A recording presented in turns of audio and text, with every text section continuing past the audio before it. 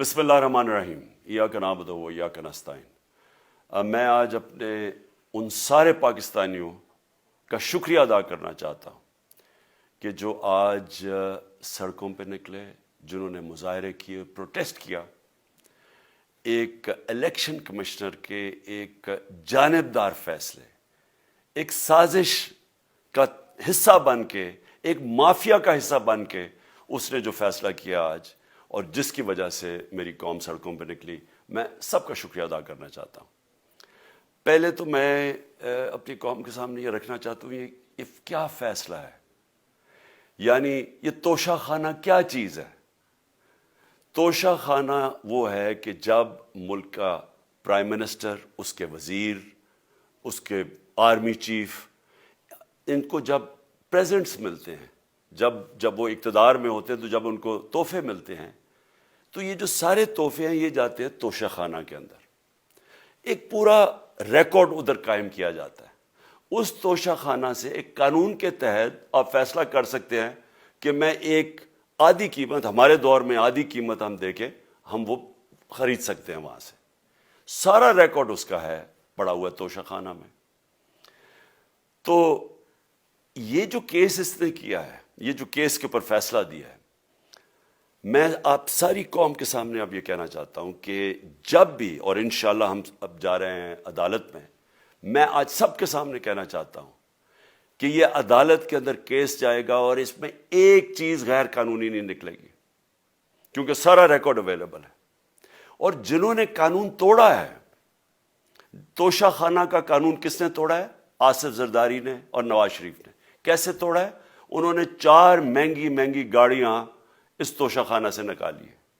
قانون یہ کہتا ہے کہ آپ گاڑیاں نہیں نکال سکتے، مجھے بھی ملی تھی۔ تو ان کے کیس تو سنے نہیں، ان کے 10 سال سے کیس پڑے ہوئے جو انہوں نے یہ گاڑیاں غیر قانونی طور پہ نکالی تھی۔ اور وہ جو کہ سارے میرے وکیل نے آج قوم کے سامنے بتایا کہ سارا ریکارڈ اویلیبل ہے، اس کے اوپر اس نے یہ فیصلہ کیا۔ تو پہلے تو ہم جائیں گے انشاءاللہ عدالت میں، لیکن میں اس الیکشن کمیشنر کے اوپر اپنی قوم کے سامنے اس کا ذرا اصلیت رکھنا چاہتا ہوں۔ یہ وہ آدمی ہے جو پچھلے 2.5 سال سے ہمارے خلاف فیصلے دے رہا ہے۔ 8 یا 9 دفعہ اس نے ہمارے خلاف فیصلہ دیا، ہم عدالت میں گئے اور عدالت نے اس کے فیصلے اوور ٹرن کر کے ہمارے حق میں فیصلے دیے، کیونکہ اس کے جو فیصلے تھے وہ غیر جانبدار نہیں تھے۔ ہم ای وی ایم مشینز کے اوپر کوشش کرتے رہے کہ اس ملک میں صاف اور شفاف الیکشن ہو، 2 سال کوشش کرتے رہے۔ اس الیکشن کمیشن نے پیپلز پارٹی اور نون لیگ کے ساتھ مل کے وہ نہیں ہونے دیا۔ ہم نے عدالت میں گئے کہ جو سینٹ کے اندر پیسہ چلتا ہے، سینٹ کے الیکشنز کے اندر، کہ وہ ووٹ ویریفائبل ہونی چاہیے، یعنی لوگوں کو پتہ ہونا چاہیے کہ آپ کے ایم پی کدھر ووٹ ڈال رہے ہیں۔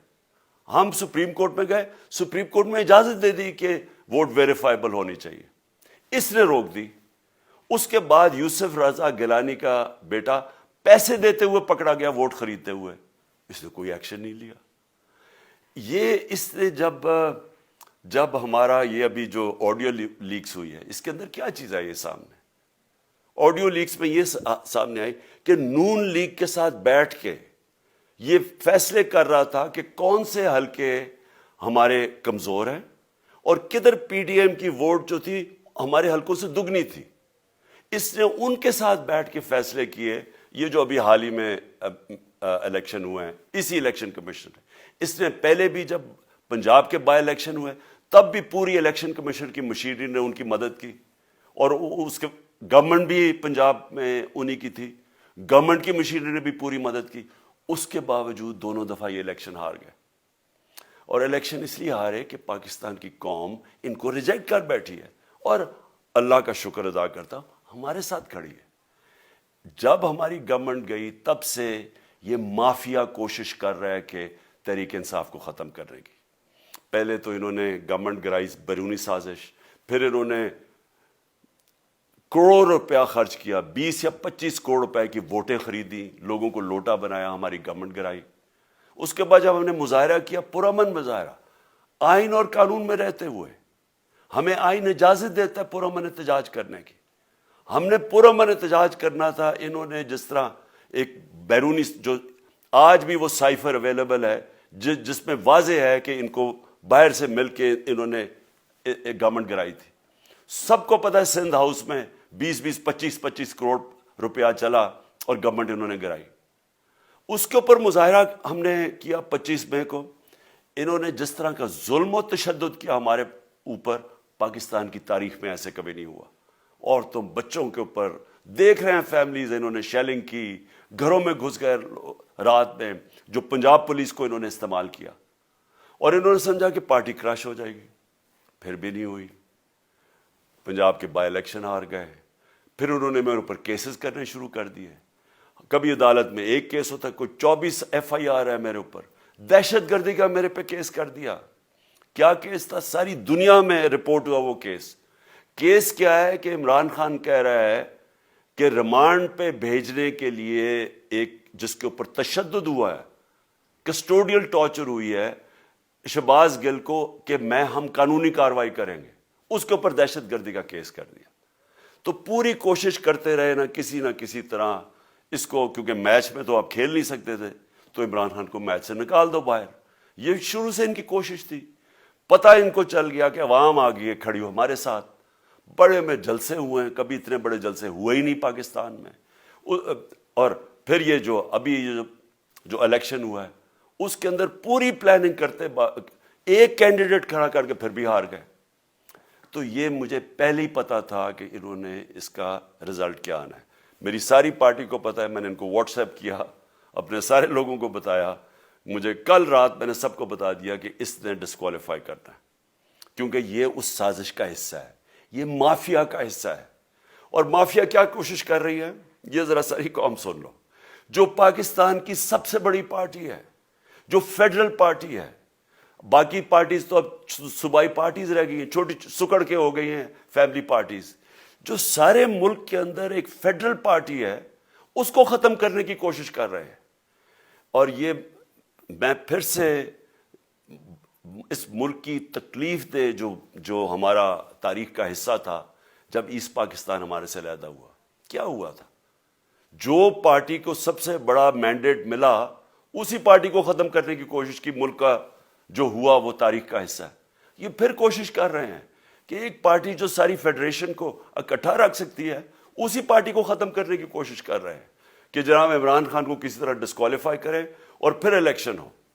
اور پھر مجھے اور نواز شریف کو ایک ہی طرح دکھایا جا رہا ہے کہ اچھا جی عمران خان بھی ڈسکوالیفائی ہو گیا تو نواز شریف بھی ہو گیا. نواز شریف اس ملک کا بڑا مجرم ہے. 30 سال سے چوری کر رہا ہے اس ملک کا پیسہ باہر. بڑے بڑے محلات ہیں اس کے اور اس کے بچوں کے باہر. ایک رسید نہیں دکھا سکتا کہ پیسہ کدھر سے آیا. میں نے کرکٹ کھیلتا تھا تو میں نے ایک فلیٹ خریدا. میں تو پبلک آفس ہولڈر بھی نہیں تھا. 34-35 سال پہلے میں نے فلیٹ خریدا جب کرکٹ کھیلتا تھا. اس کے باوجود میں نے 8 مہینے عدالت کے اندر ایک ایک رسید بتائی کہ مجھے کدھر سے انکم آئی, کدھر سے آمدنی آئی, اور باہر سے حلال کے پیسے کی جو میں نے جو خرچہ جو خریدا فلیٹ, اس کو جب بیچا بینک کے تھرو پاکستان میں پیسہ لے کے آیا, اپنے ملک میں پیسہ لے کے آیا. اس کی بھی منی ٹریل تھی. عدالت نے مجھے صادق اور امین کا, اور مجھے مقابلہ اس آدمی سے کر رہے ہیں جو اربوں روپے کی پراپرٹیز لے کے بیٹھا ہوا ہے. کبھی کوئی جھوٹ بولتا ہے کہ جی مجھے قطری کھاد کے جی قطری نے پیسے دے دیے, کبھی وہ کہتا ہے یہ ہیں وہ ذرائع, وہ فیل ہو جاتا ہے. وہ بیٹی کہتی ہے میرے لندن تو چھوڑو پاکستان میں کوئی پراپرٹی نہیں ہے, اور پھر پراپرٹی نکلا. یعنی جو بتا ہی نہیں سکتے کہ اس ملک سے باہر اربوں روپے کی پراپرٹیز ہے, اور اس کو اور میرے ساتھ کر رہے ہیں کہ جی آپ دونوں ڈسکوالیفائی ہو گئے. اور جو سب سے شرمناک چیز کیا ہے کہ جس آدمی کی ساری پراپرٹی سب پاکستان سب ڈکلیئرڈ اپنے نام پہ, اس کو ڈسکوالیفائی کر رہے ہیں, اور یعنی میچ سے باہر رکھنے کی کوشش کر رہے ہیں. اور کن کو اس ملک میں بچایا جا رہا ہے؟ اس ملک کے بڑے بڑے مجرم جن کے اوپر اربوں روپے کے کیسز ہیں, وہ آ کے پہلے تو ان کو سازش کے تحت ملک پہ بٹھایا جاتا ہے, پھر وہ قانون اسمبلی میں بیٹھ کے نیب کا قانون چینج کرتے ہیں اور 1100 ارب روپے اپنا معاف کروا لیتے ہیں. قوم جب نیچے پسی ہوئی ہے آج مہنگائی میں، بے روزگاری میں، 6 مہینے میں انہوں نے ملک کدھر سے کدھر پہنچا دیا ہے. آج دنیا کہہ رہی ہے کہ پاکستان قرضے نہیں اپنے واپس کر سکتا، ہمارے بانڈز کریش کر گئے ہیں، ہماری انڈسٹری نیچے جا رہی ہے، ہمارا فورن جو پاکستان میں ڈالرز آنے تھے ایکسپورٹس بھی نیچے جا رہی ہیں، ریمیٹنس بھی نیچے جا رہی ہے، ملک کی دولت کم ہو رہی ہے، گروتھ ریٹ نیچے چلی گئی ہے، کسان علیحدہ سڑکوں پہ نکلے ہوئے ہیں، ٹیکسٹائل انڈسٹری وہ 20% بند ہو گئی ہے. 6 مہینے میں وہ پاکستان کو یہاں لے کے آئے ہیں اور اپنے صرف پیسے بچا رہے ہیں، صرف آ کے اپنی چوری بچا رہے ہیں. اور جو آدمی 26 سال سے سٹرگل کر رہے ہیں اس ملک میں، قانون کی بالادستی ہو، انصاف ہو، احتساب ہو، اس کے اوپر کیسز کر رہے ہیں اس طرح کے، صرف اور صرف میرا منہ بند کرنے کے لیے. میں آج اپنی ساری قوم کے سامنے یہ آپ سب کے سامنے یہ وعدہ کرتا ہوں کہ میری جتنی بھی زندگی ہے وہ ان چوروں کا مقابلہ کرنے کے لیے. میں اس کو سیاست نہیں سمجھتا، میں اس کو جہاد سمجھتا ہوں. یہ جو مافیا بیٹھا ہوا ہے جس کا یہ حصہ ہے یہ الیکشن کمشنر، میں جب تک زندہ ہوں میں ان کا مقابلہ کروں گا. میں اپنے سارے آج جو پروٹیسٹرز بیٹھے ہیں، میں آپ سب کو آج پہلے تو شکریہ ادا کرتا ہوں. اب میں کہتا ہوں کہ اب آپ پروٹیسٹ ختم کر دیں. آج آپ پروٹیسٹ اب ختم کر دیں کیونکہ لوگ اس وقت مشکل میں ہیں اور میں نہیں چاہتا کہ میری قوم مشکل میں ہو. لیکن آپ سب تیاری کریں. میں نے کہا تھا مہینے کے اینڈ میں لانگ مارچ کروں گا اور میں پوری طرح انشاءاللہ اس ملک کی تاریخ کی یہ سب سے بڑا پروٹیسٹ ہوگا. اور یہ صرف لانگ مارچ پہ ختم نہیں ہوگا، یہ میری حقیقی آزادی کی تحریک چلتی رہے گی جب تک اس ملک کے اندر قانون کی بالادستی قائم نہیں ہوگی. اس طرح کے چور، اس طرح کے ڈاکو، اس طرح کے مافیا، اس طرح کا یہ کرپٹ الیکشن کمشنر جب تک یہ بیٹھے ہیں میری یہ تحریک چلے گی. اور میں اپنی ساری قوم کو آج کہہ رہا ہوں کہ یہ ملک ایک فیصلہ کن موڑ پہ ہے.